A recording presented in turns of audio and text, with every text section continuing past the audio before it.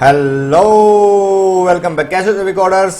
आज की इस वीडियो में हम यूज़र कार्ड ऑपरेशन के ऊपर काम करेंगे। तो बेसिकली यहाँ पर हम मेन राउट के अंदर हैं, तो हम क्या करेंगे, यहाँ से हमारे ट्रेलो प्रोजेक्ट को भी ओपन कर लेते हैं ताकि हम साथ साथ में इसको ट्रैक कर सकें। तो यहाँ पर ट्रेलो प्रोजेक्ट के अंदर हम हमारा प्रोजेक्ट ओपन करते हैं लारावल ब्लॉग के नाम से, और इसके अंदर जो हमारी मेन जो यूज़र वाली कार्ड है इसको हम प्रोसेस के अंदर डाल देते हैं और इसके लेबल को चेंज कर देते हैं वार्निंग वाले कलर के ऊपर, ताकि ये पता लगे कि ये प्रोसेस के अंदर है, और इसको सेव कर देंगे। यहाँ पे आप कलर चेक कर सकते हैं, इसका कलर यहाँ पे दिखा रहा है जो कि बाकी से डिफरेंस भी लग रहा है। तो यहाँ पर मेनली हम यूज़र कार्ड बनाएंगे, विदाउट अवतार बनाएंगे एक बार के लिए। अवतार के लिए हम अलग से पैकेज यूज़ करेंगे और ओनली यहाँ पे यूज़र कार्ड के ऊपर काम करेंगे। तो यहाँ पर मीडिया गैलरी वगैरह ऐड करेंगे जो कि हमारा उसी पैकेज में काम हो जाएगा। तो अभी के लिए यूज़र कार्ड के ऊपर काम करेंगे ओनली। तो प्रोजेक्ट की तरफ चलते हैं। तो मेनली यहाँ पे हमारा जो फाइल्स हैं admin.php के नाम से, इस फाइल को हम क्या करेंगे, इसी फाइल में लगभग हमारा काम करेंगे जो कि बैक पैनल का हमारा काम रहेगा। तो यहाँ पे admin.php वाली जो फाइल है इसके अंदर हमारा जो मेन जो बैक एंड का कोड रहेगा, और यहाँ पर साथ साथ में जो हमारे जो प्रोजेक्ट वगैरह हैं, तो इसके लिए हमें कुछ एक चीज़ों की ज़रूरत पड़ेगी। जैसे कि अगर हमें नॉर्मली कोई कार्ड ऑपरेशन परफॉर्म करना हो तो हमें क्या क्या करना पड़ता है, हमें यूज़ करना पड़ता है राउट वगैरह। तो यहाँ पर हमारा मेन जो कंट्रोलर है आप देख सकते हैं, यहाँ पे ओनली वन कंट्रोलर अवेलेबल है।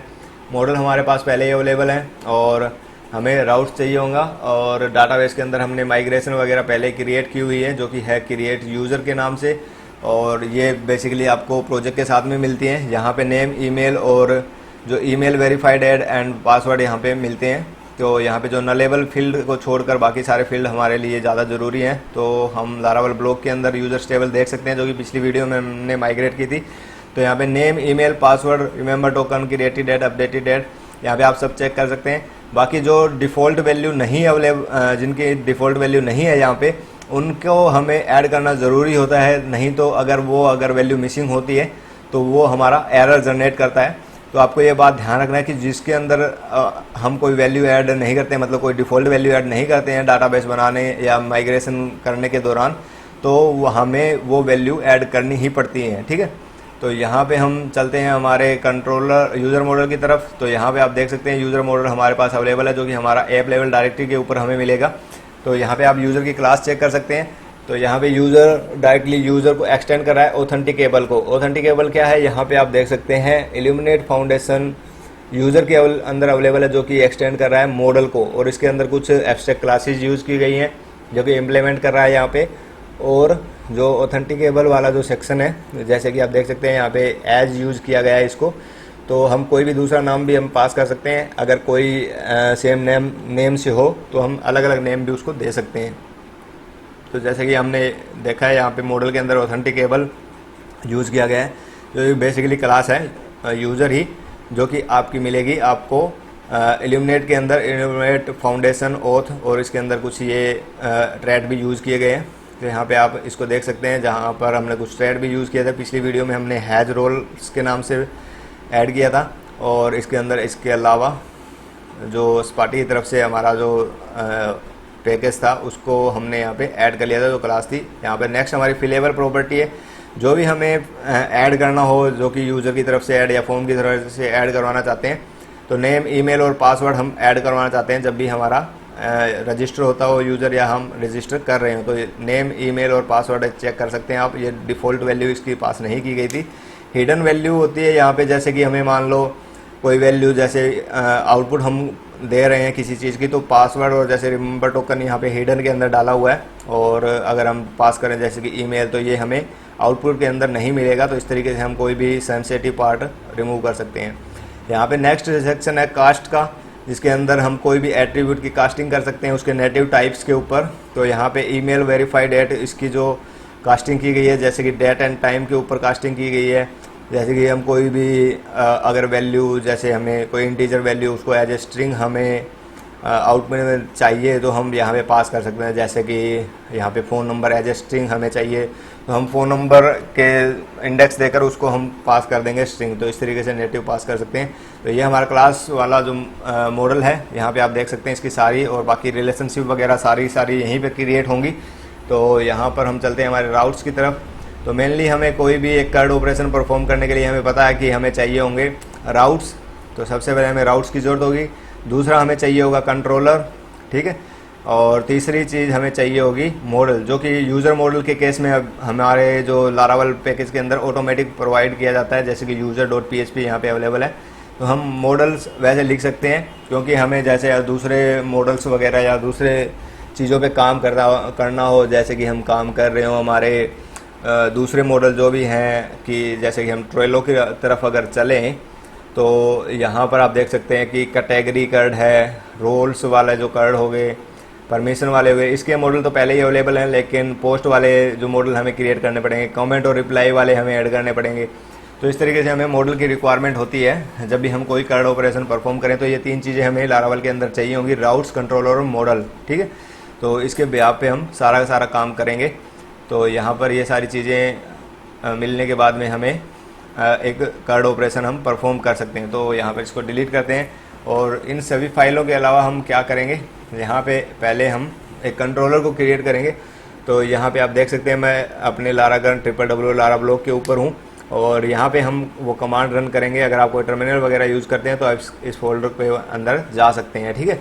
तो यहाँ पर हमें लिखनी पड़ेगी हमारी कमांड, जो कि है php artisan make कंट्रोलर, और उसके बाद में हमें कंट्रोलर का नाम पास करना होता है। यहाँ पे हम कंट्रोलर का नाम पास कर सकते हैं, जैसे कि यूज़र कंट्रोलर, और जैसे कि अगर हमें कोई फोल्डर के अंदर इसको ऐड करना हो, जैसे कि हम ऐड कर रहे हैं कोई एडमिन के सारे सेक्शन हमें बनाने हैं, तो एडमिन फोल्डर के अंदर हम रख सकते हैं। और यहाँ पे हमें बैकवर्ड स्लैश यूज़ करना होगा। कई बार बैकवर्ड स्लैश की भी दिक्कत होती है, तो आप यहाँ पे जो इसके फ्रंट में जो फोल्डर की जो आप सेपरेटर देख सकते हैं, उसी सेपरेटर को आपको यहाँ पे यूज़ करना है। अगर आप बैकवर्ड स्लैश वगैरह यूज़ करेंगे तो आपका ये एडमिन यूज़र कंट्रोलर बन के तैयार हो जाएगा। तो आपको ये ध्यान रखना कि सेपरेटर आपका सही होना चाहिए।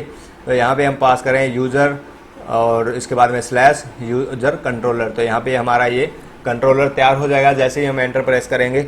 इसके अलावा यहाँ पर इसके कुछ और भी दो टाइप्स हैं बेसिकली, जो कि एक रिसोर्सेज टाइप हैं, और एक टाइप है नॉर्मल, जो कि API के लिए यूज़ होता है। तो यहाँ पे API भी हम API बना सकते हैं, लेकिन हमारा API का कोई यहाँ पे यूज़ नहीं है।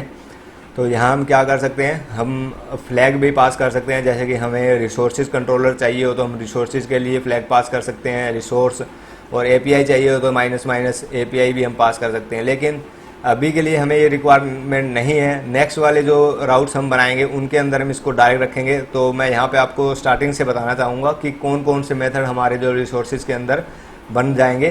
तो नेक्स्ट वीडियो जो नेक्स्ट हम कर्ड ऑपरेशन करेंगे उसके अंदर हम इस चीज़ को देखेंगे। तो कंट्रोलर को एंटर प्रेस करते हैं, जैसे ही कंट्रोलर के एंटर प्रेस करेंगे हमारा कंट्रोलर तैयार हो जाएगा। अभी कंट्रोलर हमें पता है ऐप लेवल डायरेक्टरी के अंदर है, HTTP के फोल्डर के अंदर और कंट्रोलर्स के अंदर है। यहाँ पे आप देख सकते हैं यूज़र के नाम से एक फोल्डर बन गया है, और यूज़र कंट्रोलर की एक एम्प्टी क्लास बन गई है, जो कि बेसिकली एक्सटेंड करती है हमारे कंट्रोलर को, जो कि हमारे कंट्रोलर्स फोल्डर के अंदर है। और यहाँ पे आप इस फाइल को देख भी सकते हैं। कंट्रोलर्स फोल्डर के अंदर आप जाएंगे तो controller.php के नाम से आपको एक फाइल मिलेगी, जो कि आपके राउटिंग के बेस कंट्रोलर को यहाँ पर एक्सटेंड करती है। बेस कंट्रोलर एज ए नाम यूज़ किया गया है, और इस कंट्रोलर के अंदर कुछ एक थ्रेड यूज़ किए गए हैं, जो कि वैलिडेट करते हैं, डिस्पैच करते हैं जॉब को, और ऑथराइज करते हैं रिक्वेस्ट्स को। तो यहाँ पे आप बेस कंट्रोलर को चेक कर सकते हैं। यूज़ के अंदर इस चीज़ को यहाँ पे दिया गया है, illuminate routing controller as a base controller इसको यूज़ किया गया है। तो वो भी एक कंट्रोलर ही है, तो यहाँ पे दोनों का नाम सेम नहीं हो सकता, तो यहाँ पर बेस कंट्रोलर उसका नाम रखा गया है, ठीक है। तो यहाँ पर कंट्रोलर हमारी जो मेन फाइल है, अगर इसके अंदर हम कोई भी फंक्शन लिखते हैं तो वो हमें सही भी जगह जहाँ जहाँ हम इस कंट्रोलर का यूज़ करेंगे वहाँ पर अवेलेबल होगा। जो कि मेनली मान लो अगर कोई आपका ऐसा कोई फंक्शन हो जो कि बार बार रिपीट हो रहा हो हर एक कंट्रोलर के अंदर, या मैक्सिमम आपके पास 10 कंट्रोलर हो, उसमें 10 में से कम 5 या 4 या 2 भी कंट्रोलर में अगर यूज़ हो रहा है, तो आप उसको यहाँ पर ऐड करके अपने कोड को छोटा कर सकते हैं, ठीक है। तो यहाँ पर इसके बाद में हम इसको यूज़ कर सकते हैं। तो कंट्रोलर को एक बार क्लोज कर देते हैं यहाँ से, और यहाँ पे मेन कंट्रोलर यूज़र कंट्रोलर की तरफ हम चलते हैं।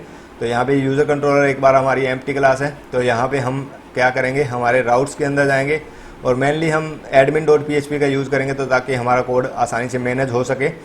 तो यहाँ पे हम क्या करेंगे, हमारे admin.php के अंदर जाते हैं, जो कि हमारे पहले ही एक राउट बना हुआ है। तो यहाँ पे इसके बाद में हम हमारे जो सारे राउट्स क्रिएट करेंगे। तो ये हमारा तो बेस क्लास है जो कि डैशबोर्ड वाली है। तो यहाँ पर वो डैशबोर्ड वाले यहाँ पे शो कर रहे हैं। तो यहाँ पे मैं लिख देता हूँ यूज़र राउट्स, तो जितने भी राउट्स हैं सारे के सारे यूज़र वाले, तो यहाँ पर वो हम बनाएंगे। ठीक है, तो यहाँ पे हम लिखते हैं राउट कोलन कोलन गेट, और यहाँ पर स्लैश, यहाँ पे लिखेंगे हम बैक पैनल, और उसके बाद में स्लैश यूज़र्स पास कर देंगे ताकि हमारा वो राउट यूज़र्स के नाम से क्रिएट हो सके। ठीक है, तो यहाँ पर हम पास करेंगे बैक पैनल स्लैश, और यहाँ पे पास कर देते हैं यूज़र्स कोमा, यहाँ पे हमें एक्शन पास करना होगा क्योंकि हम गेट राउट यूज़ कर रहे हैं।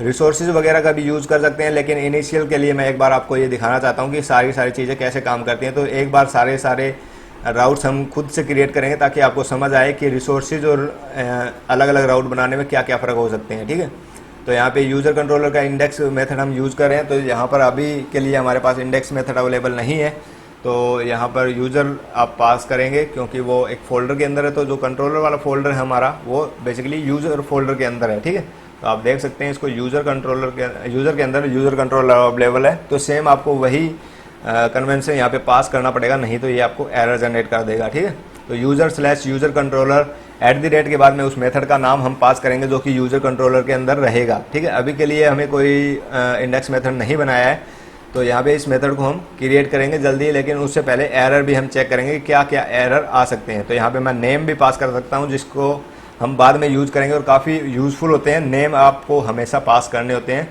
तो यहाँ पे user.index में लिखूँगा और इसको सेव कर दूँगा। ठीक है, सेव करने के बाद में इस वाले राउट के ऊपर हम जाएंगे और देखेंगे क्या एरर आ सकता है हमारे पास, क्योंकि हमारे पास जो इंडेक्स वाला मेथड है वो अवेलेबल नहीं है।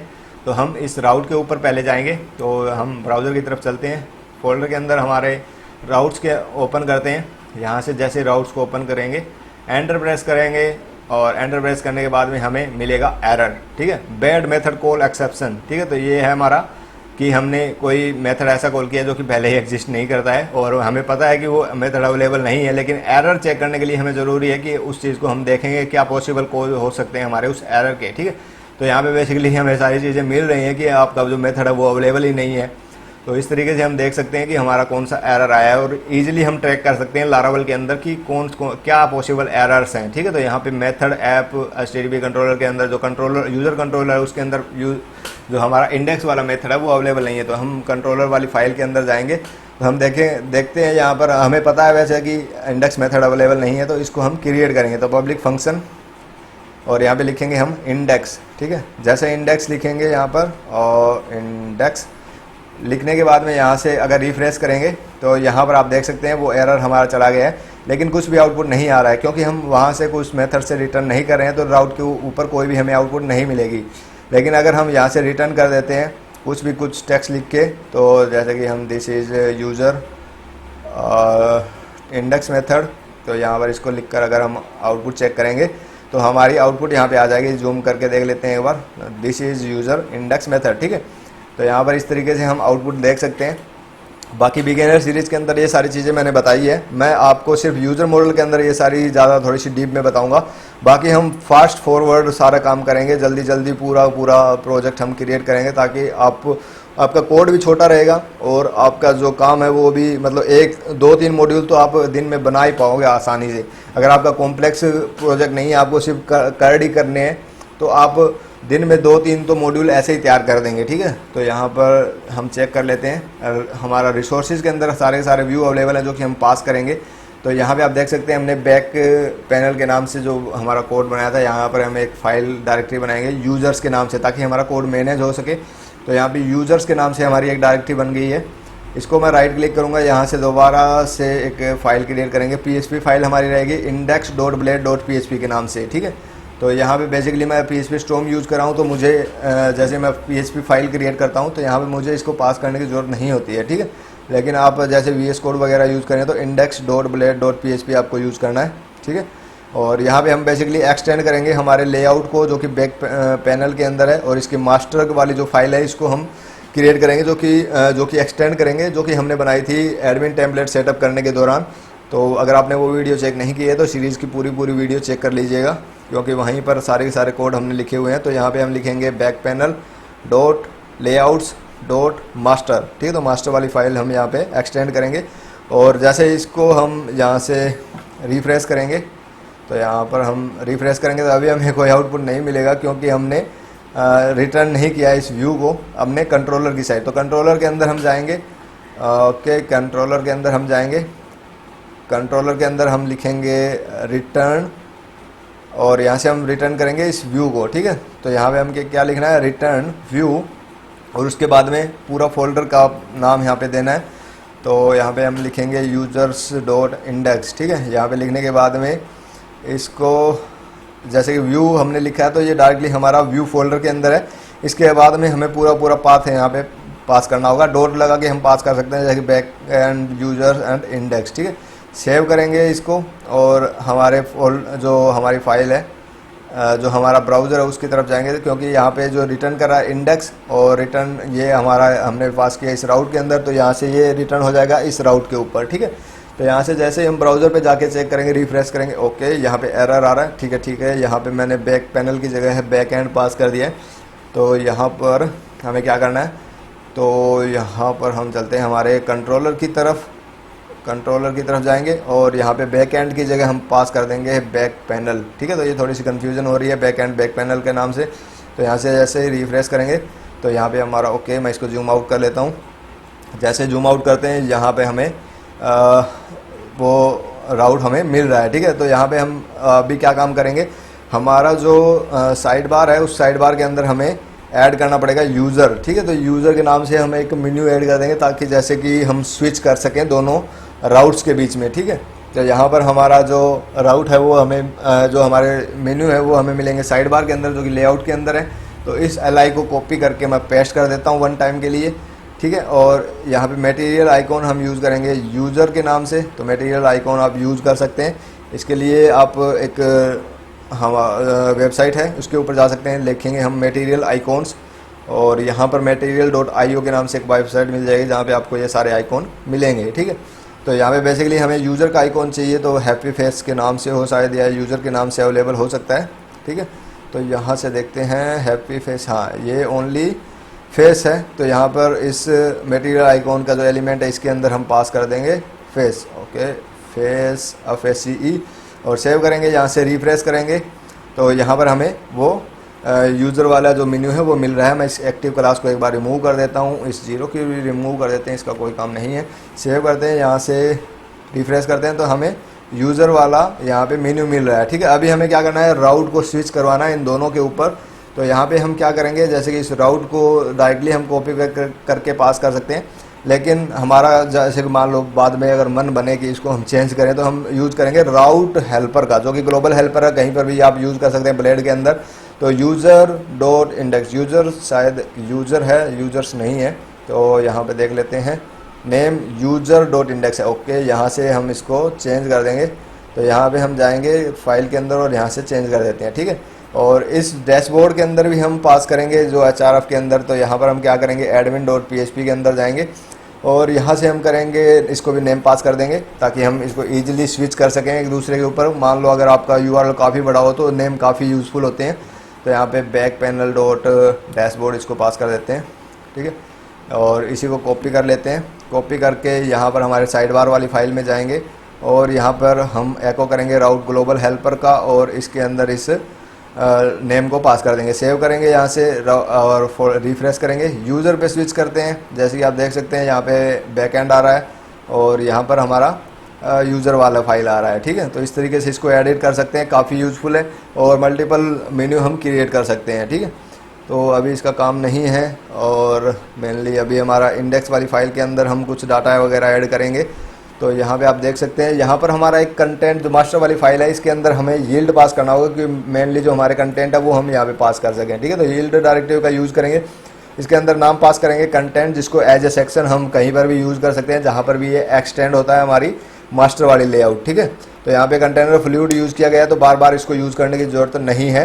तो यहाँ पर कंटेनर फ्लूइड के नीचे हमारी यील्ड वाली जो डायरेक्टिव यूज़ की गई है। तो यहाँ पर जैसे हम कोई भी कंटेंट इसके अंदर डालेंगे तो वो इस कंटेनर फ्लूइड के अंदर ही अवेलेबल हो जाएगा। तो यहाँ पे @सेक्शन यूज़ करेंगे और कंटेंट पास कर देंगे जो कि हमने यील्ड के अंदर दिया था। यहाँ पे @end सेक्शन यूज़ करेंगे और यहाँ पर हम हमारा कोई भी कंटेंट जैसे हम यहाँ पे लिखेंगे S2 एलिमेंट तो यहाँ पर वो हमें अवेलेबल हो जाएगा हमारे फ्रंट एंड की साइड जो कि हमें ब्राउज़र के अंदर शो होना चाहिए। तो जैसे ब्राउज़र के अंदर रिफ्रेश करेंगे जाके तो this is user index file, और मैं यूज़र राउट्स के ऊपर हूँ फ़िलहाल और मुझे ये फ़ाइल वहीं पे शो कर रही है। ठीक है, तो डैशबोर्ड ये वाले हम आगे देखेंगे कैसे इसको हम कर सकते हैं एक्टिव वाला सिस्टम। तो यहाँ पर जो कंटेंट वाला जो हमारा हो गया है, इसके अंदर हमें ये यील्ड पास की है। तो इसके जो व्यू सोर्स अगर हम चेक करेंगे तो हमें पता लगेगा कि हमारा जो H2 हमने पास किया था वो ऑटोमेटिक कंटेनर के अंदर आ रहा है और काफ़ी यूज़फुल है। इससे कोड काफ़ी मैनेज और अच्छा दिखता है। तो लारावेल में काफ़ी अच्छा फीचर है ये ब्लेड टेम्पलेटिंग वाला। तो यहाँ पर ये हमारा आउटपुट कुछ इस तरह से शो होगा। ठीक है, तो यहाँ पर हमारा आउटपुट जो है मेनली हमारा मैनेज हो जाता है कोड, और हमारे जो एक्सटेंड वगैरह हमें करने हैं तो वो ईजिली हो जाते हैं। ठीक है, तो यहाँ पर ये सारी चीज़ें हमें आउटपुट में मिलेगी। तो यहाँ पर आप देख सकते हैं हमारी जो फाइल्स हैं, इनको क्लोज कर देता हूँ जो ज़्यादा ज़रूरी नहीं है। तो यूज़र कंट्रोलर के अंदर हमारे सारा यहाँ पे डाटा आ गया। तो इसको थोड़ा सा हम बनाएंगे, थोड़ी सी फाइल इसको एडिट करेंगे ताकि हमें ये इजीली पता लगे कि कौन सी चीज़ों के ऊपर हम हैं। तो यहाँ पे H2 में पास करूँगा ऑल यूज़र्स, और एक डिव पास करूँगा क्लास, यहाँ पे पास कर दूँगा मैं डी फ्लेक्स के नाम से, यहाँ पे मैं क्लास पास करूँगा। और इस डी फ्लेक्स के अंदर क्या क्या रहेंगे मैं इसको जस्टिफाई कंटेंट बिटवीन हाँ बिटवीन हमें देना है। हाँ बिटवीन अराउंड नहीं है, हमारा क्लास है जस्टिफाई कंटेंट बिटवीन, हाँ बिटवीन ही रहेगा हमारा। ओके, मैं यहाँ पर मेरे ख्याल से मेरी सारी की सारी फाइलें चेंज हो गई हैं। तो यहाँ पे मैं इस असम को हटा देता हूँ। तो यहाँ पे इस असम को रिमूव करेंगे और यहाँ पे मैं लिंक पास करूँगा एक क्रिएट, ताकि जैसे मान लो दो अगर मैं लिंक दे रहा हूँ तो मेरे दोनों साइड में मिलेंगे, मुझे एक बिटवीन में एक फर्स्ट में मिलेगा एक लास्ट में मिलेगा, तो मेरा बीच में इनका गैप रहेगा। तो यहाँ पर जो मैं एक बटन की जगह हम लिंक यूज़ करेंगे। बटन ज़्यादातर हम यूज़ करेंगे हमारे व्यू वगैरह पर अगर हम कोई प्रोजेक्ट क्रिएट करेंगे। तो अभी के लिए इसमें हैज पास कर देते हैं और यहाँ पे पास करते हैं क्रिएट। ठीक है, और इसके अंदर क्लास पास कर देंगे BTN प्राइमरी, जो कि हमारा मेन कलर रहेगा जो मटेरियल के अंदर हम यूज़ करें, और राउंडेड यूज़ कर लेते हैं। यहाँ पे सेव करते हैं और रिफ्रेश करते हैं यहाँ से। तो हमें यहाँ पर क्रिएट यूज़र कर देते हैं, इसको अच्छा लगेगा थोड़ा सा। तो क्रिएट यूज़र पे इसको लिख देते हैं और यहाँ से रिफ्रेश करेंगे। क्रिएट यूज़र हमें यहाँ पे मिल रहा है, ऑल यूज़र्स हमें मिल रहे हैं। इसके बाद में हम यूज़ करेंगे टेबल, यहाँ पे शो करेंगे सारी की सारी। तो इसके लिए हम लिखेंगे टेबल डॉट टेबल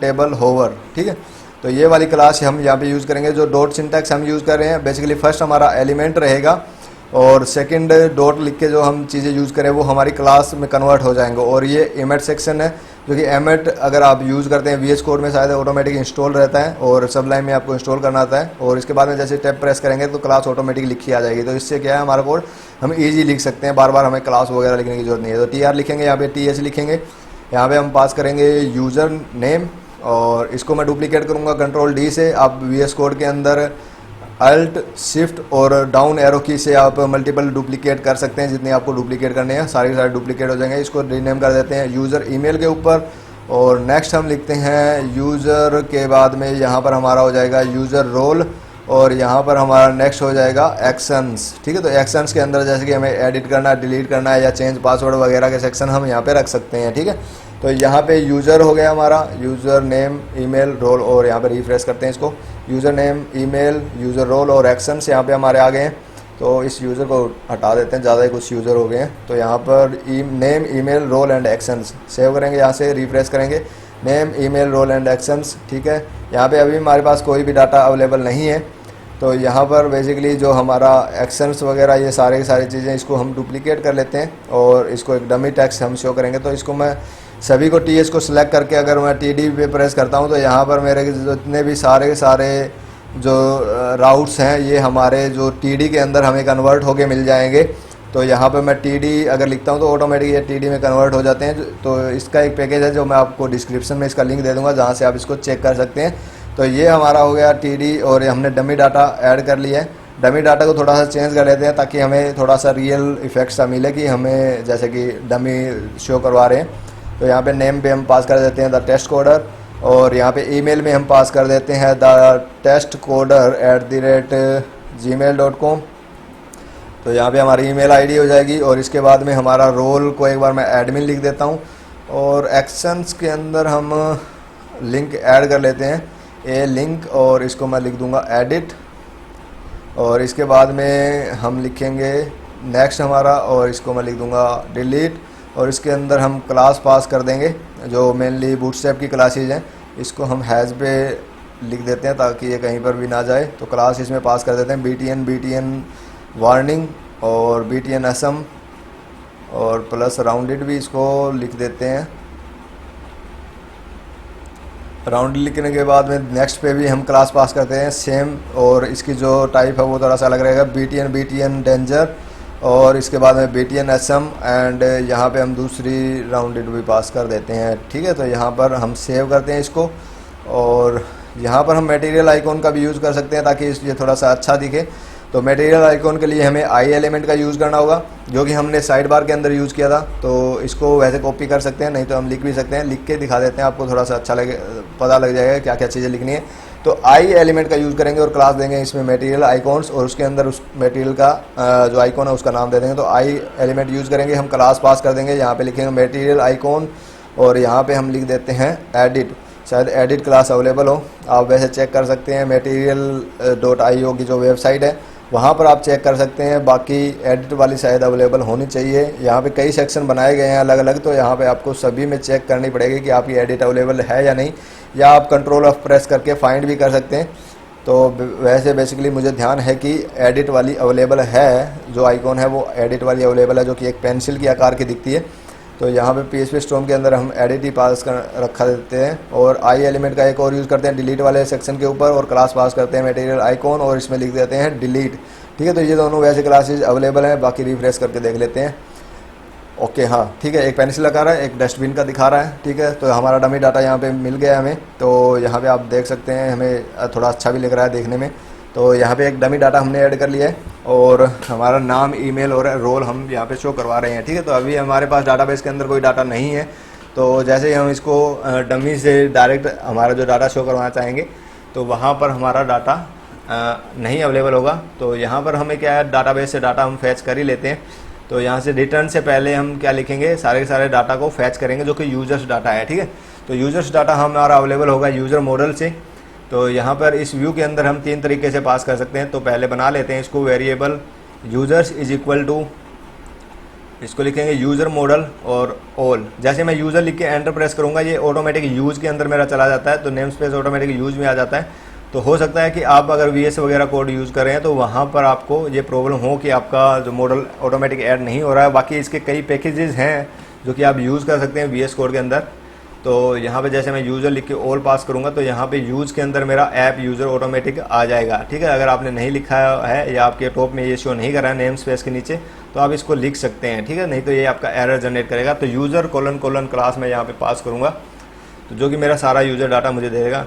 लास्ट में स्टेटमेंट को एंड करते हैं। इस यूज़र को हम पास करेंगे इस व्यू के ऊपर। तो यहाँ पे हम कॉम्पैक्ट मेथड का यूज़ करेंगे जो कि काफ़ी यूज़फुल है।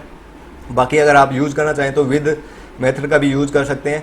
तो यहाँ पे मैं कॉमा पास करूँगा और यहाँ पे लिखूँगा कॉम्पैक्ट, जो कि हम डाटा पास कर सकते हैं, और यहाँ पे मैं ओनली वेरिएबल नेम पास कर दूँगा जो कि हमारा यूज़र्स। ठीक है, तो हमारे जो यूज़र्स है वो हमें अवेलेबल हो जाएगा इस index.blade.php के ऊपर। तो यहाँ पर जो मेनली हमारा TR जो हमने पास किया था डमी डाटा का, तो यहाँ पे हमारा जो डमी डाटा है वो हमें यहाँ पे शो कर रहा है।